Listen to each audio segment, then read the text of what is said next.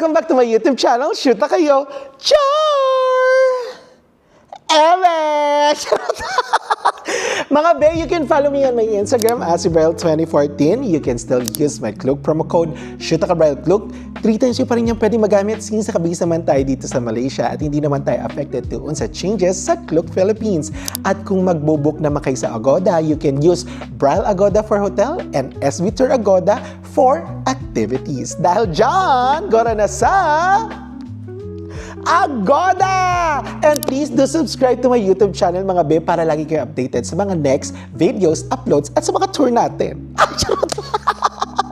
Oh, di ba? Nakakaloka. Hello mga akla! Hello mga Mimasaurs! At hello sa ating mga TMC subscribers na mga nanonood all over the world. Willie na Willie kami yun. Wow, wowie! Wow, wowie! Sinong di mamimili? Ang tanda! Nakakaloka! Speaking of Mimasaur, mga akla, mga Mima, mga TFC subscribers natin dyan all over the world, kung saan man lupalop kayo ng mundo, magkasalubong man tayo, ay Diyos ko day, eto na nga, nakita niyo yan sa Instagram ko at sa mga social medias ko na may pinamimigay na nga tayo ang mga stickers from Shoot Akabrel. Oh, di ba? Hindi lang isa, hindi lang dalawa, kundi 3 ang ipapimigay natin. Oo, pag nakasalubong nyo si Akla, ay sabihin nyo, oy Akla, pinapanood ka namin, subscriber mo kami. Charot! Sabihin nyo, may pinamimigay ka daw sticker. Sabi ng mga Marites. Charot! So ito yung matatanggap nyo mga beto, yung first ever sticker natin na actually, pinagawa ko talaga at minano-mano ko talaga siyang gupitin. So, eto talaga. O, diba? Very me. And then, the second sticker is, eto, it's giving Powerpuff Girls. O, diba? Yung design, yung atake. At eto, pinaka-nakakatuwa. Emek! Sa 3 designs na makukuha nyo, mga stickers, mga Mima, basta makasalubong nyo ko or nandito kayo sa Malaysia. Sa Malaysia, syempre, pag nandito kayo, meron pa kayong Twin Tower and also the 2 boxes of Burial's chocolate na almond. Chururut, kineberut, bururut. Charot! Syempre, dinagdag ko na din to. So, sa ngayon, mga best sticker lang muna tayo. Pag nagkasalubong tayo at kung nandito naman kayo sa Malaysia, yung Twin Tower and the 2 boxes of chocolates and also this one. Ay, gusto mo yung chocolate? Charot! O, diba? Simple gifts lang to, mga be. So, dito pa lang tayo magsisimula. Malay mo naman, o, diba? Madagdagan. So, ayun na nga, mga be. Ano na tayo? Balik na tayo talaga sa main purpose ng ating vlog. O, diba? Bago na yung background natin kasi naiba na nga rin yung ayos ng bahay namin. But for today's video, mga be, dahil sit down, vlog na naman to, eh, alam nyo na yan. Ito na yung official announcement natin on our next destination. Nakakaloka. It's giving LRT. Ang susunod na istasyon. After 5 months, mga be, napag-usapan na namin to agad. Nung nandito pa lang si Mark, pinag-usapan na talaga namin itong Bangkok. And I think na babanggit naman na to ni Mark yung Bangkok na yan. So ako hindi talaga ako makapag-decide, hindi pa ako talaga makapag-confirm. But meron na talaga kaming usapan na, okay, sige, kasi nakapag-book na siya. Ay ako, wala pa naman kaming book. So, nagdadalawang isip pa ako kasi kailangan kong i-save yung mga leaves ko dahil sa mga darating na mga travel vlogs natin and travel series natin. But syempre, di ba, pinag-adya pa rin talaga ng Diyos na matuloy itong pangmalakasang collab at bardagulang collab dito sa Bangkok. Mga be, this is really is it.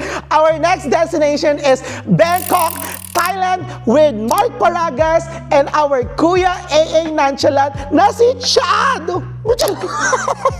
Energy. Sumisigaw. Yes, mga Mima, the long wait is over. We're going to fly. From Malaysia to Bangkok, Thailand. So excited for this collaboration. So, mga be, marami pa rin namang mga information, marami pa rin mga, alam mo yun, mga lugar na pupuntahan. But this time around, mga be, gusto ko lang i-enjoy siya kasi sabi nga ni Mark is, siyang bahala sa iba. So, parang hati naman kami sa mga mangyayari dito sa Bangkok. But I want to show you a different side of vlogging dito sa collaboration namin sa Bangkok. Ang gagawin ko dito talaga is unfiltered, tapos kung ano yung mga ganap namin. So magiging honest lang talaga tayo sa lahat na mangyayari sa atin dito sa pag-vlog natin sa Bangkok. And also, gusto kong namnamin yung mga time at also yung mga, alam mo yung mga panahon, oras, time. In English lang. Yung oras, di ba? Yung time na magkakasama kami ni Mark kasi hindi naman all the time magkasama kami. Kumbaga parang 5 days is not enough but gusto kong namnamin lahat yon. And gusto ko rin ipakita at isama kayo doon na parang alam niyo yun, kasama namin kayo virtually. Oo, ganun lang yung mga mangyayari doon. So mga beto na nga, mangyayari tong travel na to on July 24 to 28, 2026. So 5 days yung travel date yung travel days namin sa Bangkok. So meron ako ditong kodigo mga bea, hindi ako magpapaka-plastic sa inyo, mga charot-charot na kunwari alam ko lahat, hindi tayo AI, hindi tayo chat GPT na dunong-dunungan at kapag tinanong mo bigla na lang magsasalita at ilalabas sa lahat ang mga impormasyon. Hindi tayo yun. Huwag maging mama Ru. Hindi tayong mama Runong. At hindi rin tayo Libi. Hindi tayo bida-bida.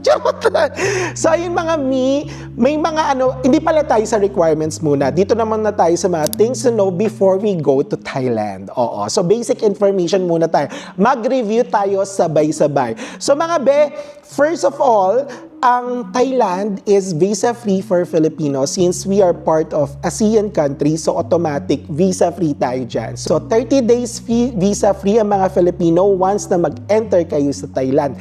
Dati kasi 60 days. Pero narinig nyo ba yung news dati na parang nung nakaraan lang na tinanggal yung 60 days kasi parang naaabuso siya. So 30 days na lang tayo pwedeng magstay sa Thailand. Single entry yun mga ha. And then mga just to be familiarized, so yung currency ng Thailand is Thailand baht. Alam naman na natin yan.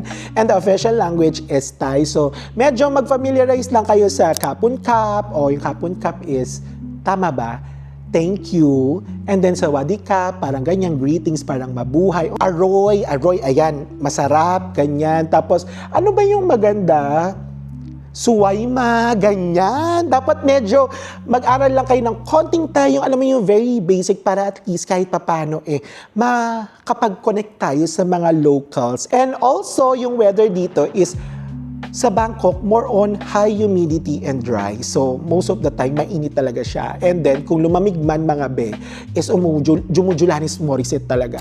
And also, mga just to give you a heads up, yung socket, pinaka-importante yan mga Kailangan alam nyo kung ano yung socket na ginagamit dito sa Thailand. So, meron ditong 5 plugs and socket types na pwede nyong gamitin or kailangan nyong i-ready kapag nandito na kayo sa Thailand. So, nandito yung type A, B, C, F, and O. Pero ako sa inyo mga since like for example, you are a frequent traveler or kaya kahit first time traveler kayo kasi for sure pag first time nyo or isang beses pala kayo nagta-travel ng international, for sure masusundan dyan. Mga mag-invest na kayo or magdala kayo ng universal socket adapter.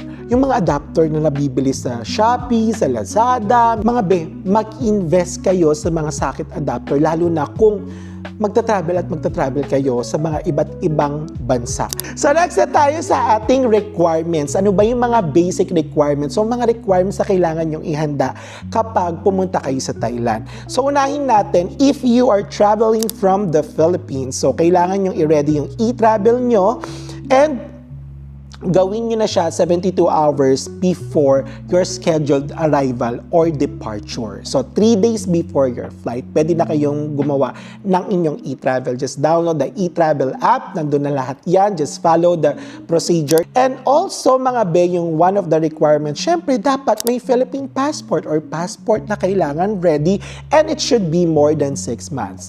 Less than 6 months, mga hindi na yan tatanggapin ng immigration or hindi na kayo makakalabas ng Pilipinas or sa ang panig man ng mundo kayo nakadestino. So it should be more than 6 months valid Philippine passport. O, diba? And also, mga kailangan nyo rin i-prepare yung confirmed flight tickets ninyo. Ako masasabi ko sa inyo, masasuggest ko, mag-confirm booking kayo ng return ticket. So medyo delikado kasi kapag isang way lang siya. So paano kapag hinanapan kayo ng immigration? So mahihirapan pa kayo mag-explain. So if I were you mga be, i-prepare nyo na yung return ticket nyo ng flight papuntang Bangkok at syempre pauwi ng Pilipinas para hindi kayo ma-question. And also yung confirmed hotel accommodation. Kung ayaw nyong mahasal, kung ayaw matanong, kung matatanong man kayo, o diba, iampas nyo lahat yan sa immigration, ipakita nyo sa lahat yan sa immigration. At mga betip ko lang wag niyong ilalabas ang mga documents nyo hanggat hindi naman tinatanong ng immigration. Gawin nyo lang, lapag nyo lang yung passport nyo and then kung walang tanong, tatak agad. O, diba? Hindi nyo na kailangan mag-explain. Huwag kayo maglalabas ng kahit ano hanggat hindi kayo tinatanong ng immigration. O, diba? And last mga be, yung Thailand Digital Arrival Card or yung TDAC, you need to register also, or parang pwede na kayong mag-register ng Thailand Digital Arrival Card 72 hours before your flight or 3 days before your scheduled arrival or departure from Thailand. Oo mga be, from or to Thailand. So ito lang yung mga basic requirements natin, but may idadagdag din pala ako kasi ang daming mga curious at nagtatanong about the 20,000 Thailand baht na kailangang dalhin kapag pumunta ka ng Thailand. So mga beto, based on the Thailand rules and regulations, for a traveler, for a single traveler, kailangan mo talaga ng 20,000 Thailand baht.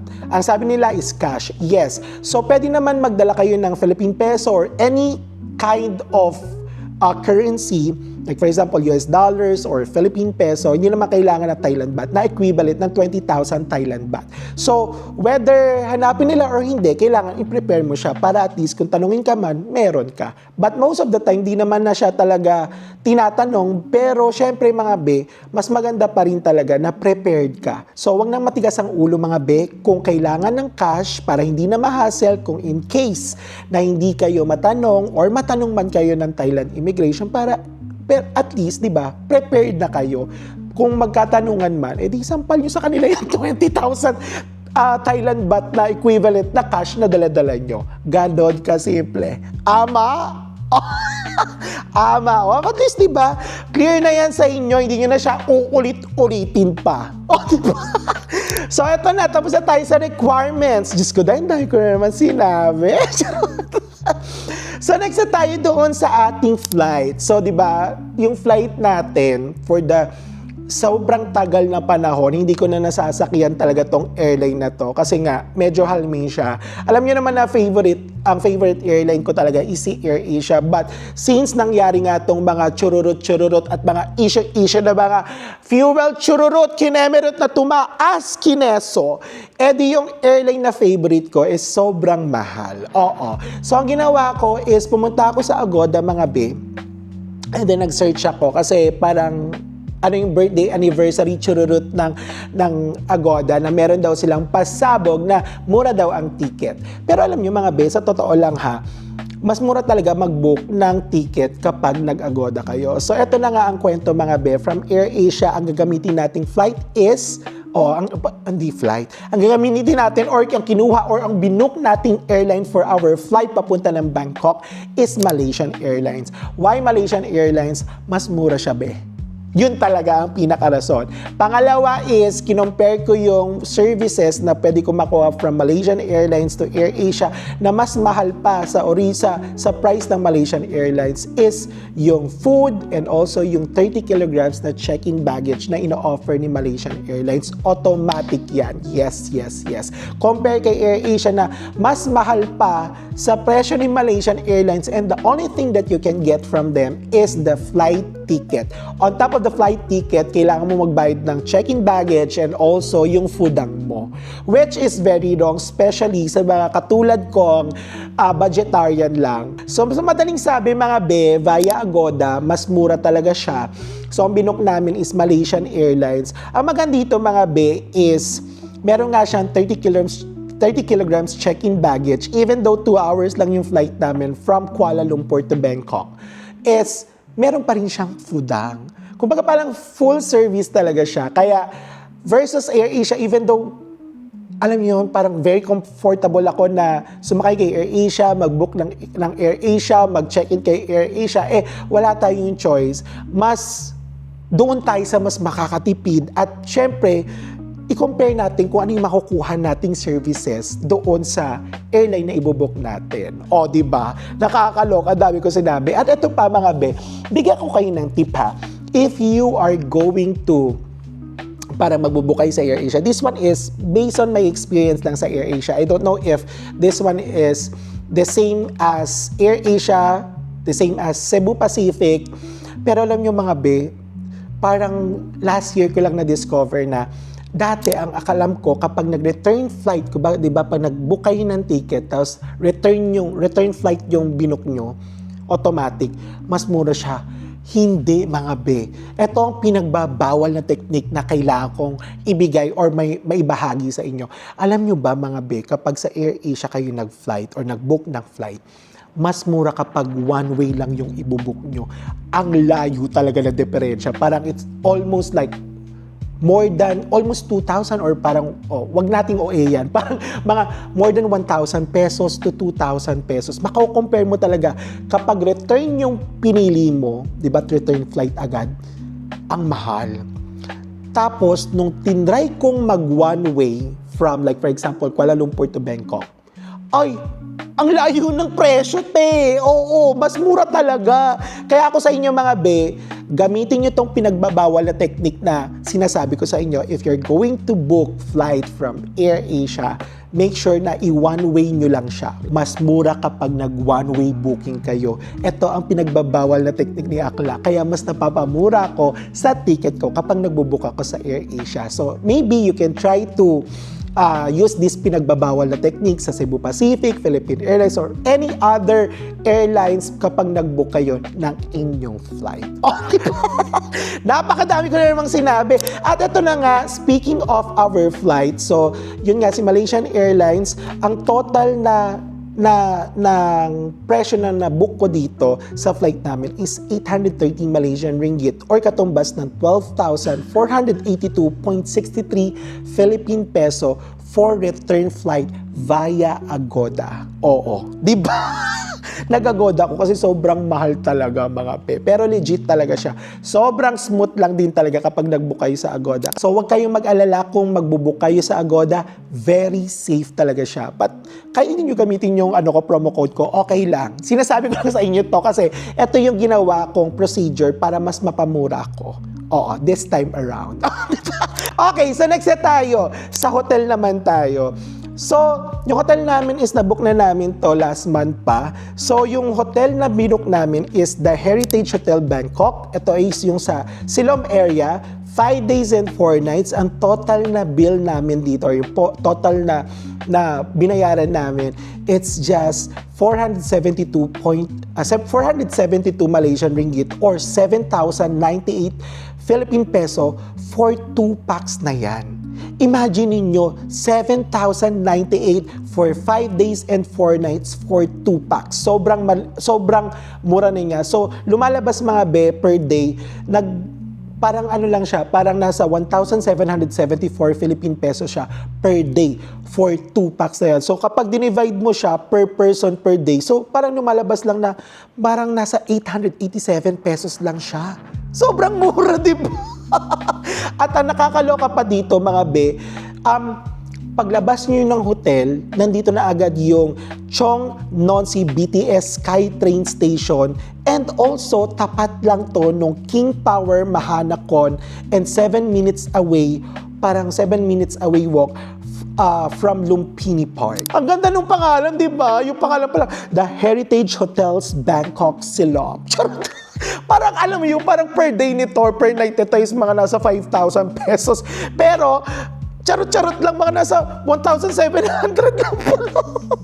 At ang maganda dito kasi, alam niyo yun, konting kembot lang, meron ng BTS SkyTrain. So kahit saan kayo pumunta sa Bangkok, pwede kayong mag-train, pwede kayong mag-public transport, hindi kayo mahihirapan. So ito na mga be, so punta naman tayo sa mga public transportation na pwede nyong gamitin or pwede nyong sakyan once na nandun na kayo sa Bangkok. So first is the public trains. So merong mga iba't ibang klaseng public trains sa Bangkok. So first would be the Bangkok Bus Transit System, which is the BTS. Meron din sila yung Mass Rapid Transit, which is MRT. Hindi yan katulad sa atin na laging sira at ang daming tao na akala mo may pila ng Wawawi.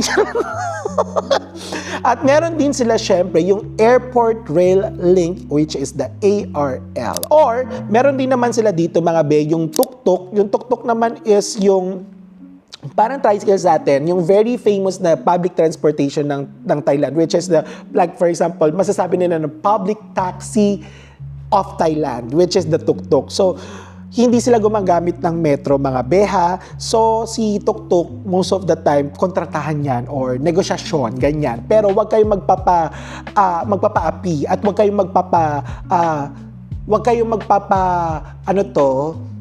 kayong magpapabudol na kapag sila nagsabi ng presyo ganito, wag kayo agad oo kasi pwede nyo pa naman siya tawaran. At kung ramdam nyo naman na binubudol na kayo, aba syempre dapat hindi kayo magpabudol, di ba? Wag siyo nga. Ganun lang yun. And also, meron din naman silang public bus. Most of the time, nakikita ko yung public bus nila, yung parang walang aircon. Or kung meron mang may aircon, yung parang, alam mo yung parang medyo luma pa din. And si public bus naman mga be, medyo mahirap siya. But if you want to experience the public bus in Bangkok, yes, you can, but get ready lang ng cash. Most of the time, or yung ginagamit nilang mode of payment sa bus is cash lang mga be. And then, ito nga yung sinasabi ko sa inyo, yung Grab, meron sila dito yung taxi and e-hailing ride. So, most of the time, yung mga Bangkok na mga taxi driver or kaya kung gusto niyo mas safe at mas makamura kayo, sabi nila mas mura daw itong Bolt kesa kay Grab. So pagpilian niyo na lang siya or ipag-compare niyo na lang siya. Pero kailangan niyo itong malaman mga be para at least meron kayong idea sa mga first timers dyan at saka syempre sa mga gusto pang malaman kung ano pa yung mga basic information na pwede nilang malaman about Bangkok, Thailand. Oh, alam mo residente. Ginugol mo lang rin naman to, bakla. So last natin is yung river ferries or yung mga canal boats, which is like ito yung mga Chao Phraya express boats. So mga be, pwede kayong mag-avail ng mga ganitong public transportation or if you want to experience the Chao Phraya express boat, parang makikita nyo yung mga Wat Arun, mga Wat Po Temple, basta yung buong Bangkok, pwede nyong sakyan tong mga river ferries and the canal boats, especially yung Chao Phraya express boat, very famous to mga be. And then you can avail the tickets via on board or doon mismo sa mga pier na mga pupuntahan nyo. So yung mga pier mga be, i-search nyo na lang yan, madali na lang yan hanapin sa Google. Sana naman mag-research din kayo. Hindi yung lahat ibibigay sa inyo ni Akla.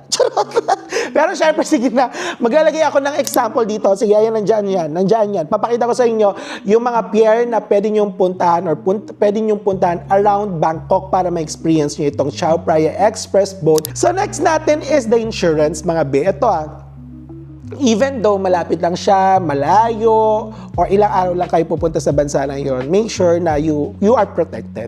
So ito mga be, since we are resident naman dito sa Malaysia, so hindi ko pwedeng kunin yung insurance sa Philippines. So if you have, like for example, if you want to avail the travel insurance from the Philippines, masasuggest ko dyan is yung Klook Joy ba yun? Basta ganyan. Basta meron tayong travel insurance via Klook, parang Joy Travel Kinemberly siya. So, makikita nyo naman doon, lagyan nyo na lang kung saang bansa kayo pupunta at ilang araw kayo magbabakasyon doon. So, dito sa Malaysia mga be, ang kinuha namin is yung Klook Protect Travel Insurance for Malaysian residents, which is the Zurich Light. So, very light lang. So, hindi naman tayo tatagal ng Bangkok, pero at least, kinuha ko naman na insurance is yung yung insured pa rin tayo, but very, very light na lang mga be. Hindi na tayo dun sa pangmalakasan. So, nagkakalaga lang naman to ng 37 Malaysian ringgit or 556.91 Philippine peso per person. And of course, mga be, ito ang pinakamahalaga, which is the eSIM. Oo, yung electronic SIM card. So, compatible naman yung phone natin for eSIM at ito na talaga yung ginagawa natin for the longest time na nagta-travel tayo. So ito, ang kinuha namin is yung 5G eSIM Thailand AIS Unlimited Data only for 5 days via Klook naman siya mga be. So kinumpare ko naman siya doon sa Agoda. Medyo halmi siya and then parang nalilito ko doon sa parang offer na binibigay ni Agoda. So itong si Klook, very straightforward siya. 5 days unlimited, wala siyang cap, unlimited data lang siya. 5 days, nagkakalaga lang siya ng 36 Malaysian ringgit. For me, medyo, for sure, para sa akin, mura na siya. For 5 days unlimited, lalo na naka-eSIM ka pa. Oh, di ba? So, ito na mga be. Punta na tayo sa ating itinerary. Oo, yung pinaka-itinerary natin. So, explain ko lang mga be. Yung itinerary na ginawa ko na to is only for me. So, hindi rin naman natin alam kung masusunod to, pero much better, sana masunod to. So, itong itinerary na to is collaboration kami ni Mark. Yung mga hindi ko masasabi dito, most of the time, syempre, si Mark ang nag-ready nun. So, let's start up with our itinerary on July 24, 26, which is Friday. So, ito na yung flight namin from Kuala Lumpur to Suvarnabhumi, Bangkok Airport via Malaysian Airlines. And then after that, from airport to hotel, so either way, kasi alas 6 ng gabi yung flight namin, so darating kami doon ng before 7 p.m. So most of the time traffic siya. Kung hindi pa kami exhausted, Chad, magpa-public transportation tayo, which is yung airport train system nila papunta sa city. Pero kung wala na kaming energy mga be, magta-taxi na lang tayo papunta sa ating hotel, which is after natin makarating sa hotel, syempre mag-check-in na tayo, which is mag-check-in tayo sa The Heritage Hotel, Bangkok, Silom. And then after that, magkikita na kami ni Mark para sa aming dinner nearby the Random Restaurant. Tsaka syempre doon tayo sa mga gilid-gilid, saka sa mga streets, di ba? Para mas maramdaman at malasahan natin ang tunay na sarap ng mga pagkain sa Bangkok. Ganon! So the next day mga be, July 25, 2026, that would be Saturday, pupunta naman tayo sa mga trending places in Bangkok. So pupunta tayo dun sa Bangkok signage near MBK Mall downtown. So next naman is yung Pedmark Restaurant, which is yung restaurant ni Mark Wins, which is famous for pad krapao. Oh, di ba? Hindi pa kasi ako nakakita ng mga Pilipino na mga nagva-vlog dito, but I want to experience naman. Ito si Mark Wins. And next is yung trending na Aurea Cafe or yung Hidden Bangkok Bistro, yung may Golden Buddha na statue, tapos yung pwede kang mag-boating din doon. So gusto namin ma-experience yan since trending nowadays yan sa Instagram, yung Golden Buddha with a cafe. Oh, di ba? Mapapaano na tayo? Mapapa-play na natin sa Instagram yung Thailand, Bangkok City, Thailand. One day in Thailand. 2 days in Thailand. Huwag na natin patagalin yung pa 7 days Thailand. Bakla na agad ng ika-second day pa lang sa Bangkok. Bakla na agad. Ganon. Charot. So next natin, after dun sa cafe, is pahinga muna tayo. So siguro sa gabi, punta na tayo sa Bantatong. Ano to famous to sa mga Gen Z, famous to doon sa mga late night dinings ng mga Gen Z o kaya yung mga tourist, mga turista, and also yung mga bagong mga doon, dessert shops. Oo. So punta tayo sa Bantatong Road kasi very trending siya So hindi natin alam kung ano yung dadatnan natin doon. So ang alam lang natin is very trending siya for Gen Z, trending yung mga restaurants, Chinese restaurants, yung mga cafes, yung mga dessert shops. So, diba? Experience natin yan. Something na bago na pwede nating ipakita sa ating mga viewers na gustong pumunta ng Bangkok ng panibagong experience naman. Hindi na yung mga typical na mga pinupuntahan sa Bangkok. So next naman natin is yung mag-grocery naman tayo sa Big C. So magbibigay ako sa inyo ng idea, separate vlog yan. Mag-vlog tayo about doon sa mga pwede nyong maiuwi, mabili at may uwi sa mga katrabaho nyong mga wala namang ambag sa pagta-travel nyo. Pero kung makapag-demand sa mga pasalubong, sobra-sobra. Sa kayo sa mga feeling OFW. So the next day, yung pangatlong araw natin, which is July 26, 2026, that's Sunday, magdi-DIY naman tayo sa Asian City and the Erawan Museum. O, diba? And then afternoon, mga be, siguro mga pahapon na yan, punta na tayo sa Wat Arun Sightseeing and Chao Phraya River Experience. So, di tayo pupunta sa mismong loob ng Wat Arun, but pupunta tayo dito sa Before Sunset Ice Cream Parlor for sunset view of Wat Arun. And then, after ng sunset, punta na tayo sa experience natin itong si Chao Phraya River hop on, hop off. And after natin Chao Phraya mga be, magna-night market tayo by Mark Paragas. And also, magta-try tayo ng mga pwede nating kainin sa 7-Eleven sa Bangkok, Thailand. Very famous yan, di ba? So, magmumukbang din tayo dyan. And also, yes, for our parang last whole day, which is the 4th day ng ating travel sa Bangkok, ito yung magaganap sa July 27, 2026, Monday, magta-Thai student for a day tayo. So mag-uniform tayo, magre-renta tayo ng Thai uniform sa I think nearby Wat Arun. And then after that, mga bes, pupunta naman tayo sa Songwat Road. Ito yung Bangkok's trendiest and coolest neighborhood nowadays. So marami rin dito mga cafes, marami din dito mga trending na mga shops, mga cute shops, mga souvenir shops, basta yung parang mga pang Gen Z yan. And next is after the, sobrang daming nangyari sa atin for the past 4 days ng travel natin sa Bangkok, magpapatay massage naman tayo. Oh. Siyempre, yung walang extra service, doon tayo sa, yung legit talaga na massage siya. Kaya porkit bakla, pag-iisipan nyo na, ako lang pala yung nag-isip sa sarili ko. Nagpasa pa ng ng kalandian. So, yung last day natin, which is July 28, 2026, Tuesday, free day tayo niyan from morning until 3 p.m. Kasi yung flight natin from Kuala Lumpur is at night, parang mga 8 p.m. siya. So, ayun. Yun na yung total na travel itinerary natin. So, may mga iba pa ako ditong mga places na nilagay, but hindi ko alam kung sasapat pa yung oras. Gusto ko lang kasi talaga is very chill lang and ayoko yung parang sobrang intact and also yung parang matataranta kami. One of the reasons why we push this collaboration, it's because gusto ko magkaroon ako ng time, magkaroon pa ako ng mas madaming time kay Mark, magkaroon ako ng time with Chad, magkaroon ako ng time sa Bangkok. Dahil yung dati kong mga travel sa Bangkok, sobrang madalian lang and I wasn't able to appreciate yung Bangkok itself. Parang, alam mo yun, parang sobrang dali ng lahat, natataranta, hindi ako makahinga, nag-shopping, pero hindi ko naman talaga kailangan. But this time around, gusto kong namnamin, gusto kong, alam mo yun, parang i-appreciate, gusto kong nakalma lang.